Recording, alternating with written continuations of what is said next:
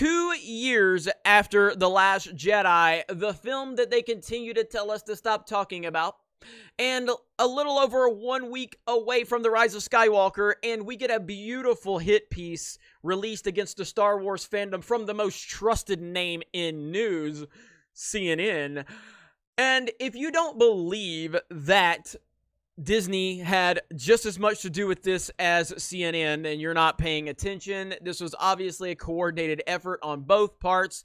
They tell us to stop talking about The Last Jedi, yet here they are releasing an article talking about The Last Jedi. It's amazing. It's amazing. And it's got all the key talking points that you would expect an article from someone like CNN to have. All of the nonsensical claims that don't have any proof to support them, yet of course CNN is going to reference them as fact, because of course they are. And they're not going to bring up the fact of how Disney and Lucasfilm have made all of these ridiculous claims against the fans. No, no, no, no, no.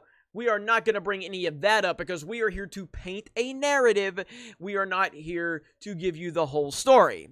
The Rise of Skywalker takes flight after the rise of Star Wars trolls, because in 2019, if you have an opinion that does not line up word for word with the narrative, you are a troll. You are a troll.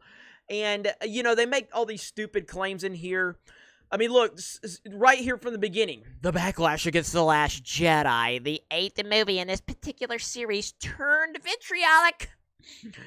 While there are legitimate questions about how representative those voices are, and indeed what role Russian trolls and political provocateurs played in dragging comments into the sewer.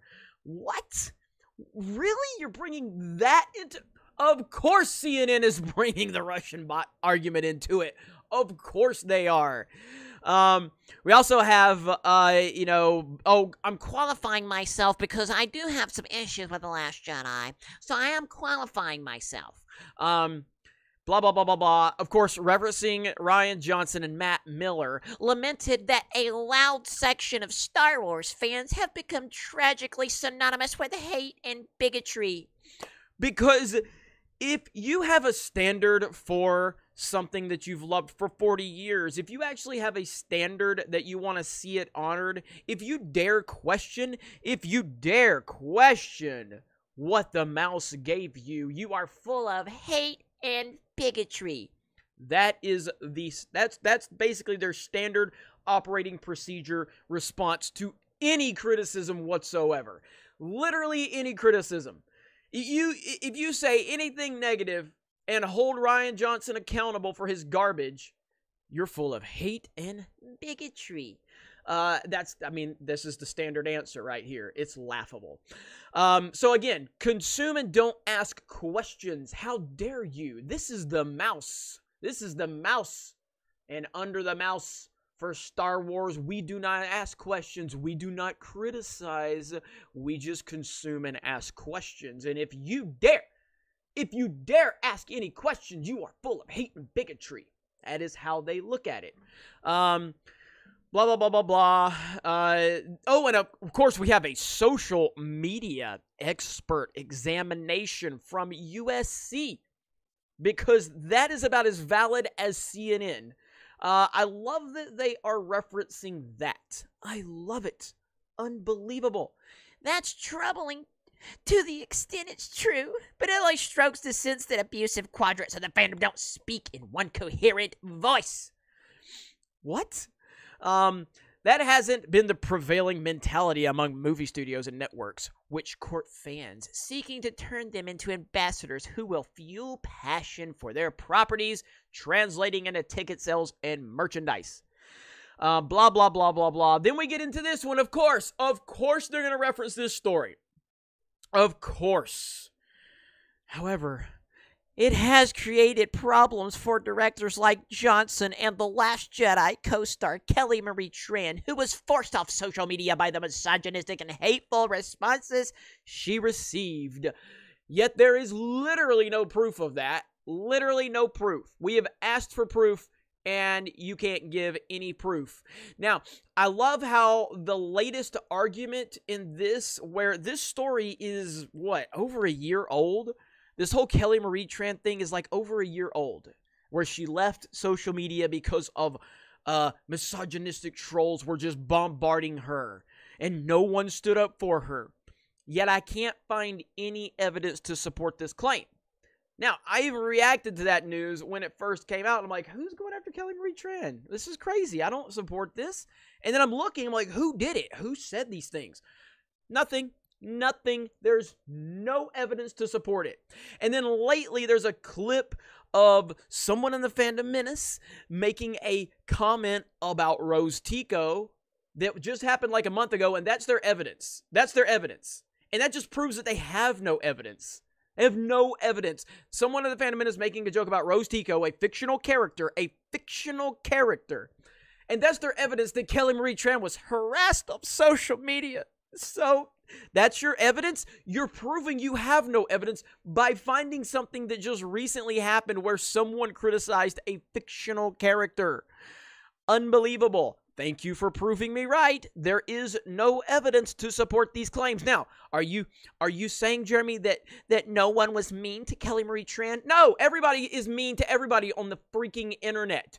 If you are on the internet, if you have a Twitter account, if you have an Instagram, if you have a Facebook account, and if you make comments publicly, you're going to get criticized because that's the internet. It's not specific to anybody. It's not specific to any race, any gender, any religious belief, non-religious belief, sexual orientation. It's not specific to anybody. You can build a victim narrative around that if you want, but everybody who's normal understands that if you're on the internet, you're going to face criticism. It's part of it. So nothing overly specific happened to her that doesn't happen to anybody else. But everybody has tried to build this narrative around her because that's what they do. The SJW crowd does. There's not a whole lot left here. I mean, basically all they're doing is referencing crap that can't be confirmed. The rise of trolls, however, hovers over the rise of Skywalker, and given the difficulty separating conventional heartfelt gripping with bad faith trolling, the best advice might come from another memorable science fiction movie franchise, remembering that in space, no one can hear you scream. What is the point of this article other than to start building excuses for why the Rise of Skywalker might not perform up to standards? I believe that's what they're trying to do right here. I believe they're just trying to come up with some type of excuse to go, okay, well, you see the trolls actually ruined Star Wars. They ruined it for so many people. So many good-hearted people were looking forward to it, but the hate and the bigotry and the toxicity of these trolls just turned good, everyday people off to Star Wars. That's what they're trying to build this for. They're trying to build up that excuse because they're not sure what's going to happen. They're like, ticket sales aren't looking good. Excitement's not looking good. Toy sales aren't looking good. We got to come up with some excuses for why all of this has happened, and we cannot take responsibility ourselves because that's not what we do in Hollywood. So they're building the excuse. If the Rise of Skywalker doesn't perform up to standards, and again, it's not going to flop. It's not going to lose money like Solo. # Solo lost money. It's not going to lose money. I just don't think that's possible. But I do think it's very possible that it underperforms. And if it underperforms, who do you think they're going to blame? They're going to come back to this type of article right here, and they're going to talk about how the trolls have made Star Wars such full of hate and vitriolic words and arguments, and it's just turned off so many people. This is what they're doing. They're building up for that because they know. Go to Walmart, go to Target, go to any place that used to carry Star Wars toys. You remember how big that Star Wars section was before The Force Awakens and after it? You remember how big that section was before The Last Jedi? And now it's like a 4-foot section, and it's not even properly put together. It's just somebody just threw a shipper in a little 4-foot section. It's terrible. It's laughable. We have been telling you that Star Wars is dying, and nobody wanted to listen to us.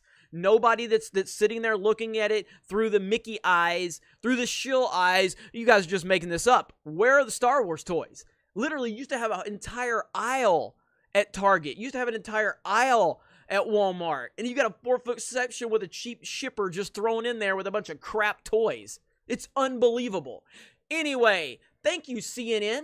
Thank you for this wonderful hit piece for the Star Wars fans a little over a week before The Rise of Skywalker. Thank you for showing how much Disney really cares about us and how they're just anticipating their failure known as The Rise of Skywalker. Let's see what happens. Anyway, thank you guys very much for checking out this video. Solo lost money, and we will talk to you later. Hey everyone, it's Jeremy from geeksandgamers.com, and if you're a fan of Geeks and Gamers, please go to our website, visit our merchandise store. We have t-shirts, hoodies, hats, beanies, tank tops, and in the very near future, we're going to have many more products for you to choose from. So thank you for the support. We appreciate it. You guys have a great day, and we will talk to you later.